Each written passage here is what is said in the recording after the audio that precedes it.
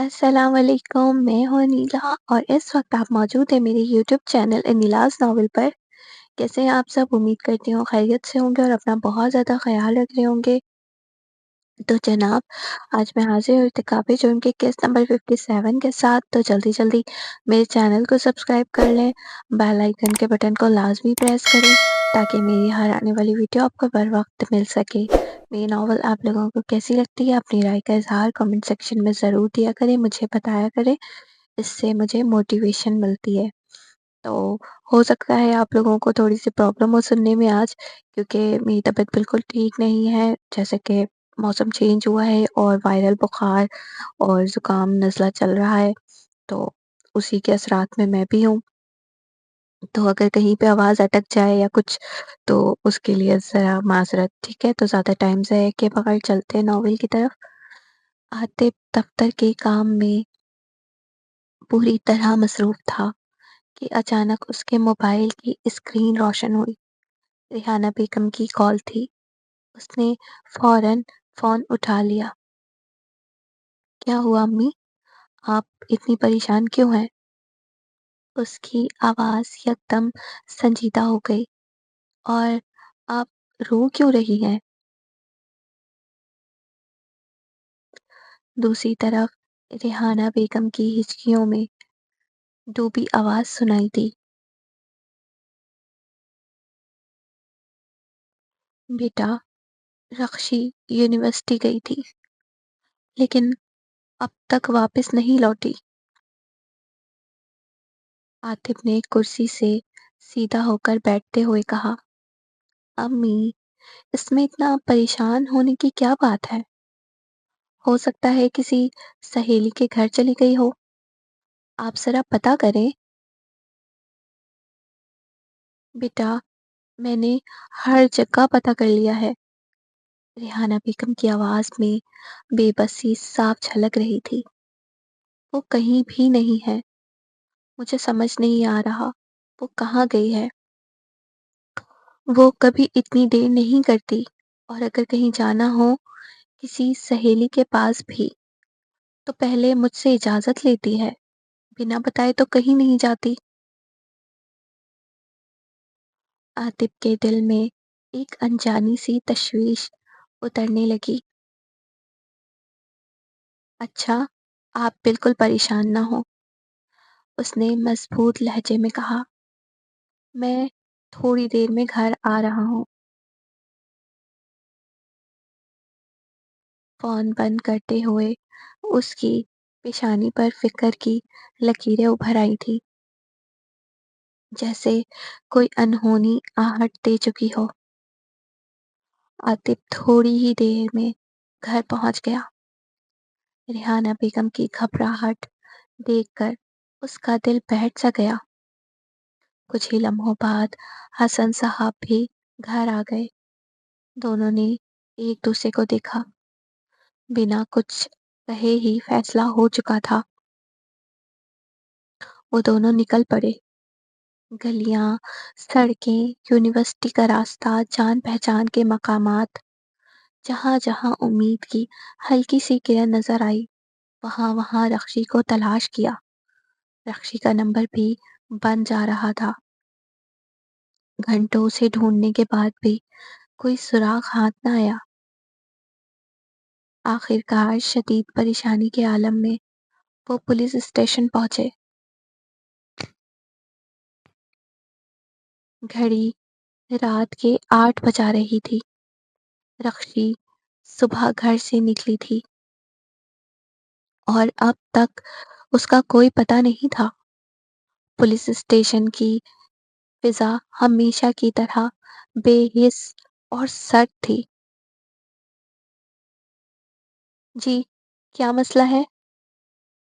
Desk پر بیٹھے اہلکار نے بے دلی سے سوال کیا۔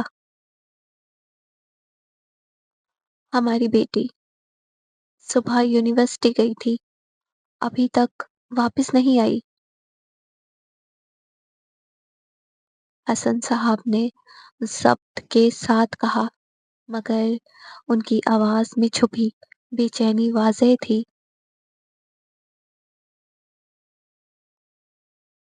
اہلکار نے ایک سرسری سی نظر اٹھائی اور کرسی سے ٹیک لگا لی۔ عمر کیا ہے لڑکی کی؟ 18 سال۔ عاطف نے فوراً جواب دیا۔ اہلکار ہلکی سی مسکراہٹ کے ساتھ بولا، دیکھیں جی، اکثر اس عمر میں لڑکیاں خود ہی کہیں چلی جاتی ہیں، کسی کے ساتھ بھاگ گئی ہوگی۔ زبان سنبھال کر بات کریں۔ عاطف یکدم تڑپ کر بولا۔ اس کی آنکھوں میں غصہ دہک رہا تھا۔ وہ میری بہن ہے، ایسی نہیں ہے۔ حسن صاحب نے عاطف کے کندھے پر ہاتھ رکھ کر اسے روکنے کی کوشش کی، مگر ان کے اپنے چہرے پر بھی سختی آ چکی تھی۔ دیکھیں، ہم یہاں مدد کے لیے آئے ہیں، نہ کہ الزام سننے کے لیے، انہوں نے سنجیدہ لہجے میں کہا۔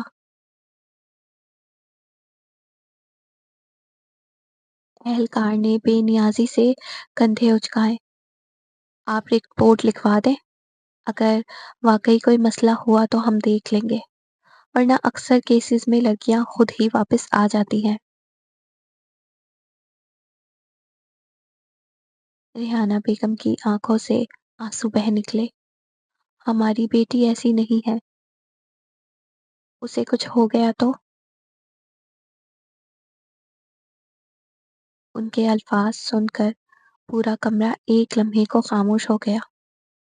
حسن صاحب نے گہری سانس لی اور کاغذات کی طرف ہاتھ بڑھایا۔ رپورٹ درج کریں، ہمیں اپنی بیٹی چاہیے بس۔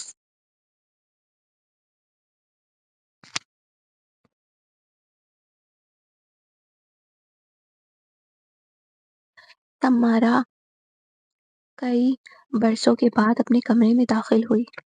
ہر شے ویسی ہی تھی جیسے وہ چھوڑ کر گئی تھی۔ نہ کسی چیز کی جگہ بدلی تھی، نہ ہی وقت کے ہاتھوں اس پر کوئی خاص اثر نمایاں تھا۔ مگر سب مگر اس سب کے باوجود اس کمرے میں ایک اجنبیت کا احساس تھا جو اس کے دل کو بے وجہ بے چین کیے جا رہا تھا۔ جب وہ یہاں سے گئی تھی تب وہ کوئی اور سمارا تھی، اور آج جب وہ لوٹی تھی تو خود کو بالکل بدلا ہوا پا رہی تھی۔ واقعی زندگی انسان کو کیسے کیسے رنگ دکھاتی ہے۔ یہ اس کی نظر آہستہ آہستہ کمرے کے ہر کونے پر پھسلی اور پھر جا کر اس کے اسٹڈی ٹیبل پر ٹھہر گئی، جہاں اس کی ڈائری جوں کی توں رکھی تھی، جیسے برسوں سے اسی لمحے کی منتظر ہو۔ وہ آہستہ سے آگے بڑھی، کانپتے ہاتھوں سے ڈائری کو تھاما اور دھیرے سے اسے کھول لیا، جیسے ماضی کے بند دریچے ایک بار پھر واہ ہونے والے ہوں۔ آج میں نے اس سے پہلی بار بات کی۔ او خدایا، مجھے یقین نہیں آ رہا کہ اس نے بھی مجھ سے بات کی۔ وہی کھڑوس سا لڑکا جو کسی لڑکی کو خاطر میں نہیں لاتا، اس نے مجھ سے بات کی۔ رجا سے میری شرط لگی ہے کہ میں اس خڑوس کو اپنا دیوانہ بنا کر دکھاؤں گی، مگر سچ کہوں تو نہ جانے کب سے میں خود اس کی دیوانی ہو چکی ہوں۔ ہاں، سچ، مجھے خود معلوم نہیں کیسے، مگر سمارا کو وہ اچھا لگتا ہے۔ شاید مرد ایسا ہی ہونا چاہیے، جس میں انا ہو، جو ہر چہرے کا اسیر نہ بنے، بلکہ کوئی خاص ہی اس کے دل کی ملکہ ٹھہرے۔ تمہارا یہ سطریں پڑھتے ہوئے جیسے ماضی کی انہی گلیوں میں واپس لوٹ گئی تھی۔ اس نے دھیرے سے ڈائری کا صفحہ پلٹا تو ایک تصویر اس کی نظروں کے سامنے آ گئی۔ یہ عاطف کی تصویر تھی، وہی تصویر جو اس نے چپکے سے اس کے بیگ سے نکال لی تھی اس دن جب یونیورسٹی میں انرولمنٹ فارم جمع کروایا جا رہا تھا۔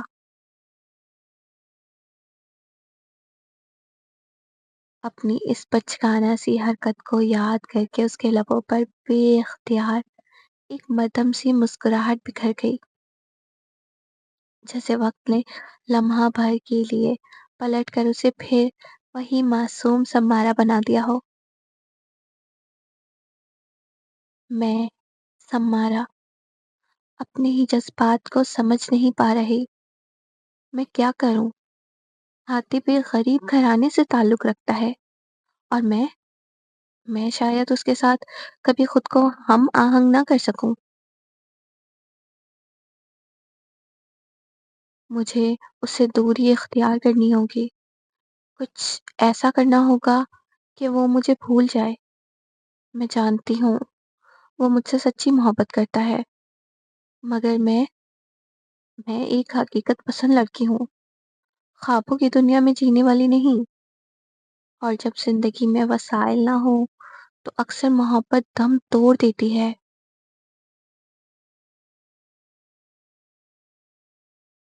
پھر اس نے فیصلہ کیا، ایک ایسا فیصلہ جو بظاہر آسان مگر انجام کے اعتبار سے نہایت سنگین تھا۔ اس نے اپنے ہی یوم پیدائش کا دن چنا، وہ دن جب عاطف ہمیشہ اسے کسی نہ کسی انداز میں حیران کر دیا کرتا تھا۔ سمارا نے جان بوجھ کر ایک مختصر لباس زیب تن کیا، چہرے پر گہرا میک اپ سجایا اور رجا کے ہمراہ شہر کے ایک معروف کلب کا رخ کیا۔ وہاں وہ دانستہ طور پر ہجوم میں گھل گئی، اجنبی چہروں کے درمیان خود کو اس طرح پیش کرنے لگی کہ عاطف کے لیے یہ منظر ناقابل برداشت ہو۔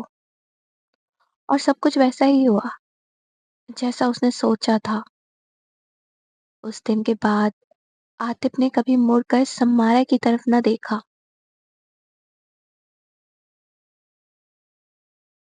مگر زندگی نے بھی جیسے اسی لمحے ایک نیا باب کھول دیا، ایک ایسا باب جو آزمائشوں، تنہائی اور کرب سے لبریز تھا۔ ڈائری کے یہ الفاظ پڑھتے ہوئے سمارا کی آنکھوں سے بے اختیار آنسو بہہ نکلے۔ اب اسے شدت سے احساس ہو چکا تھا کہ اس نے ماضی میں ایک سنگین غلطی کی تھی، کیونکہ اگر محبت سچی ہو تو وہی گھر جنت کو بنا دیتی ہے، اور دولت تو وہ تو آنی جانی شے ہے۔ وہ اب وہ دن بھی دیکھ چکی تھی جب زندگی نے اسے اس مقام پر لا کر کھڑا کر دیا تھا کہ وقت گزارنے کے لیے اسے صرف پانی پی کر سونا پڑتا تھا۔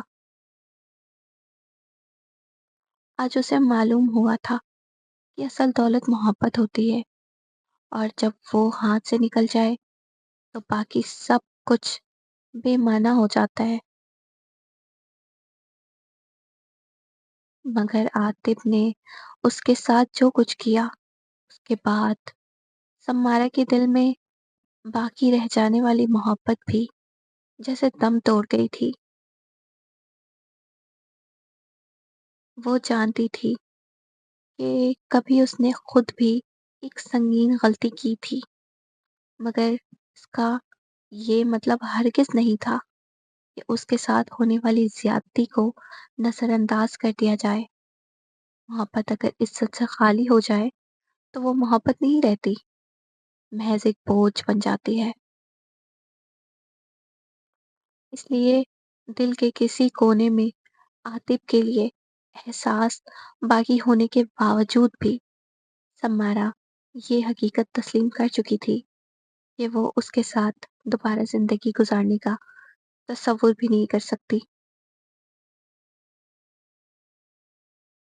कुछ रिश्ते एक बार टूट जाएँ, तो फिर जुड़ तो जाते हैं, मगर उनमें वो एतमाद, वो सुकून कभी वापस नहीं आता। और सम्मारा अब इसी सच के साथ जीना सीख रही थी।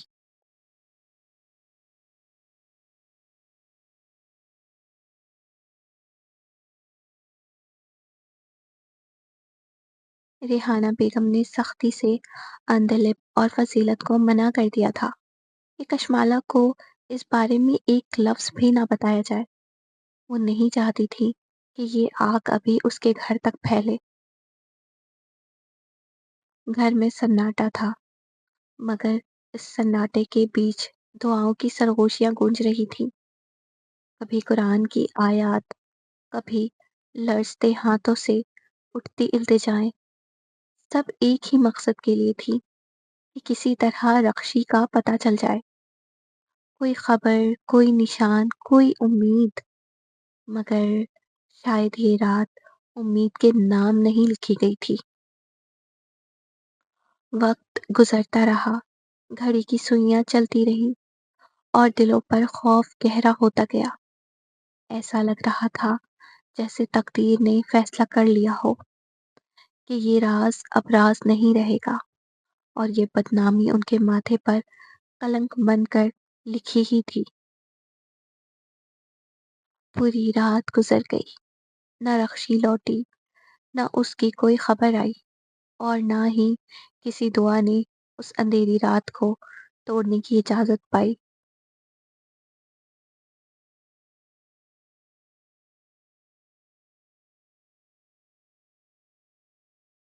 पुलिस जब रक्षी की यूनिवर्सिटी पहुंची, तो उन्होंने उसकी करीबी सहेलियों शर्मीन और फिजा से तफसीली पूछगछ की। इब्तदाई तौर पर दोनों लड़कियां कुछ हिचकिचाईं, मगर मुसलसल सवालात के बाद एक ऐसा इंकशाफ सामने आया जिसने मामले को यकसर बदल कर रख दिया। उन्हें मालूम हुआ कि रक्षी का यूनिवर्सिटी के ट्रस्टी शाहवीर के साथ खासा करीबी ताल्लुक था। ये खबर सुनकर पुलिस एहलकार भी लम्हा भर को चौंक उठे। मजीद तहकीक पर ये बात भी सामने आई कि जिस दिन से रक्षी लापता हुई थी, उसी रोज शाहवीर भी दुबई किसी बिजनेस डील के सिलसिले में रवाना हो चुका था। पुलिस ने फौरी तौर पर यूनिवर्सिटी की सीसीटीवी फुटेज हासिल की, जिसमें कई मकामात पर रक्षी और शाहवीर को एक साथ देखा गया। कभी वो राहदारियों में साथ चलते दिखाई देते, तो कभी पार्किंग एरिया में एक ही गाड़ी की तरफ बढ़ते नजर आते थे। ये तमाम शवाहिद अब इस केस को एक नई रुख पर ले जा रहे थे। एक ऐसा रुख जहां महज गुमशुदगी की नहीं, बल्कि किसी गहरे राज की परछाइयां साफ महसूस होने लगी थी।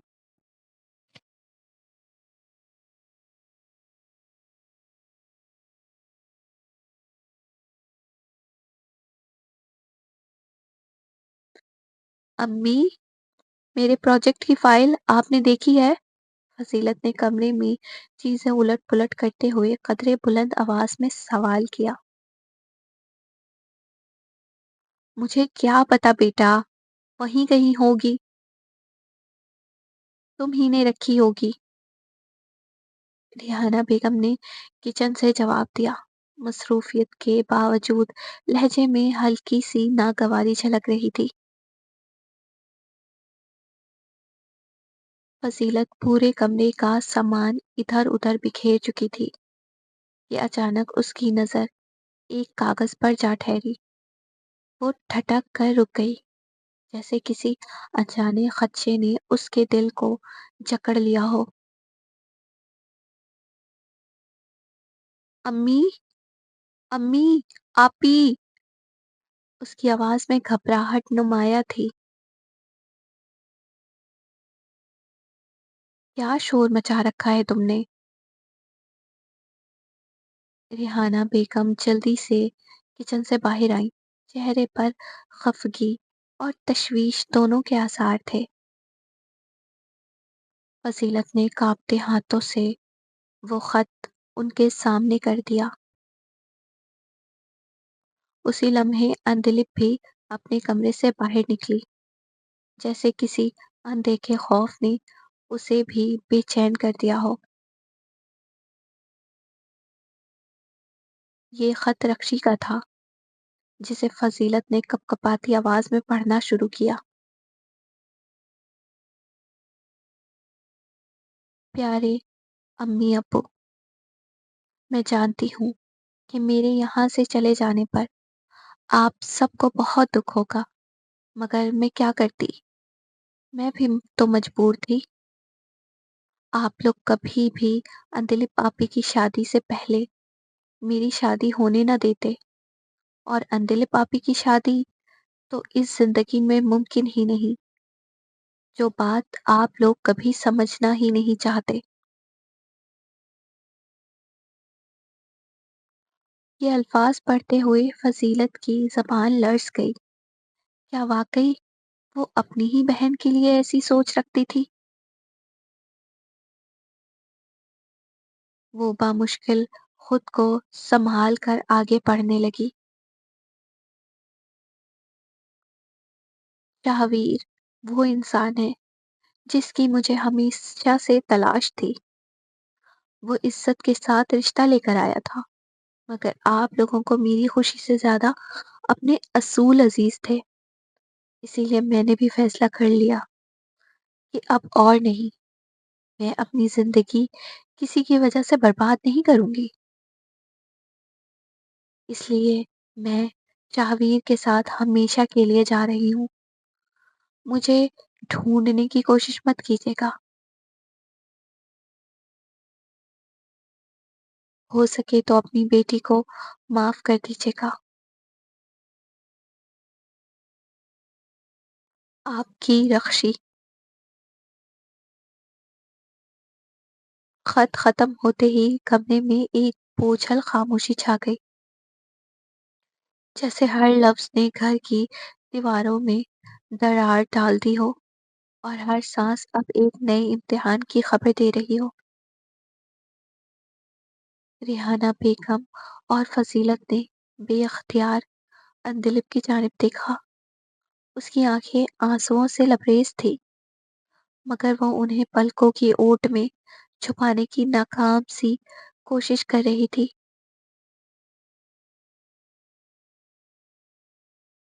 चेहरे पर फैली वो खामोश तकलीफ, जिसे दिल के अंदर कोई तूफान बरपा हो, मगर जबान पर अब भी सब्र की मेहर लगी हुई थी।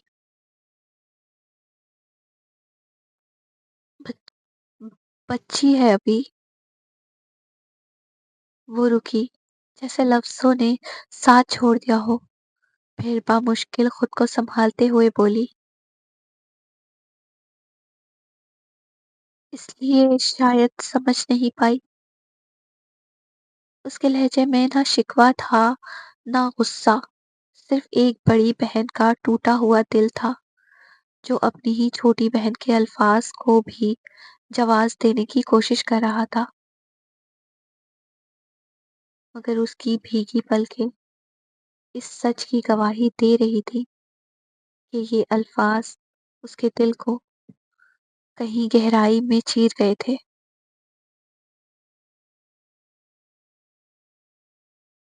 आज के एपिसोड का अख्तिताम हुआ। तो आप लोगों को एपिसोड कैसी लगी, अपनी राय का इजहार कमेंट सेक्शन में ज़रूर दीजिएगा।